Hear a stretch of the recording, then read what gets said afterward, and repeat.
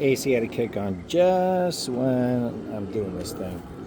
Anyways, this is Rhododendron canadensis or Piedmont Azalea. And yeah, it's going off right now.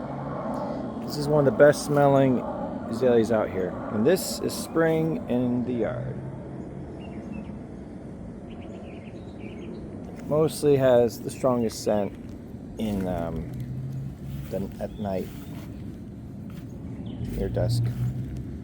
Anyways, got some violets popping off.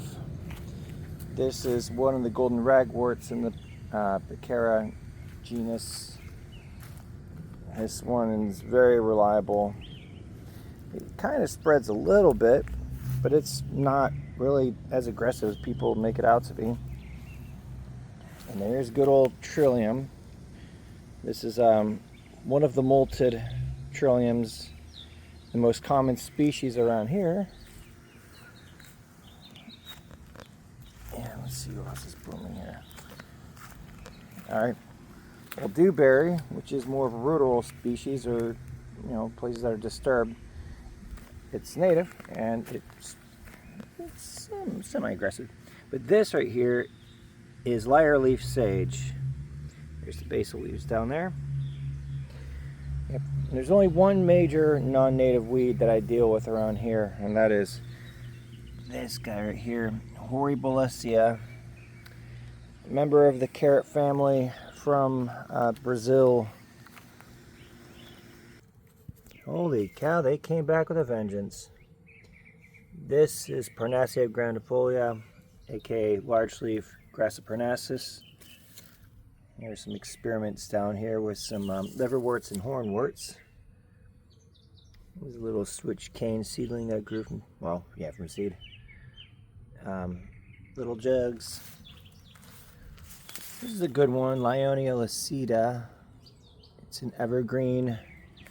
A lot of good evergreens in the blueberry family, like pipe stem and mountain dog hobble.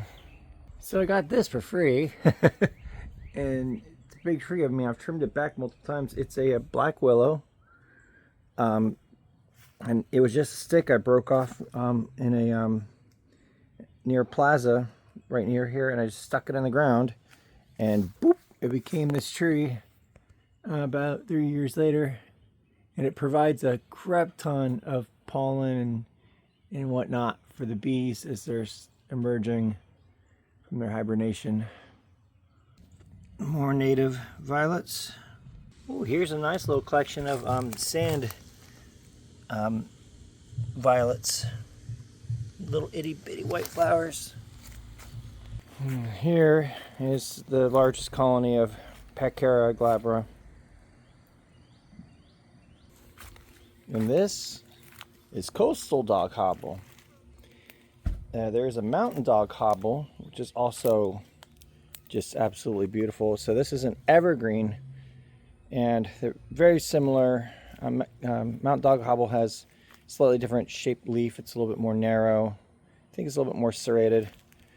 But the inflorescence, these beautiful little bell-shaped flowers, which is kind of an indicator of the Ericaceae, or the blueberry family.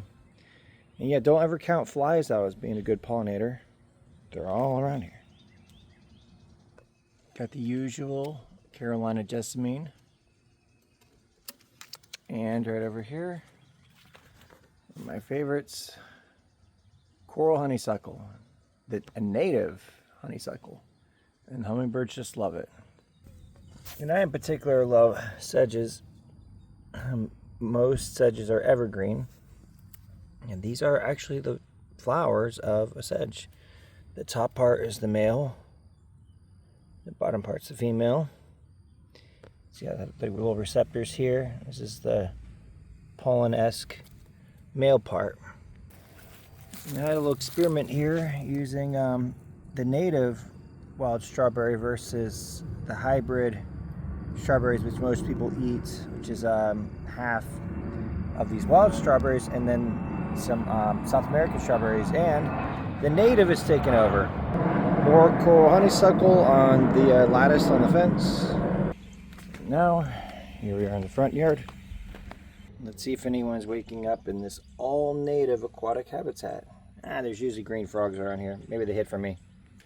These are two different habitat types. A little bit more dry, a little bit more boggy. And here is spiderwort. This one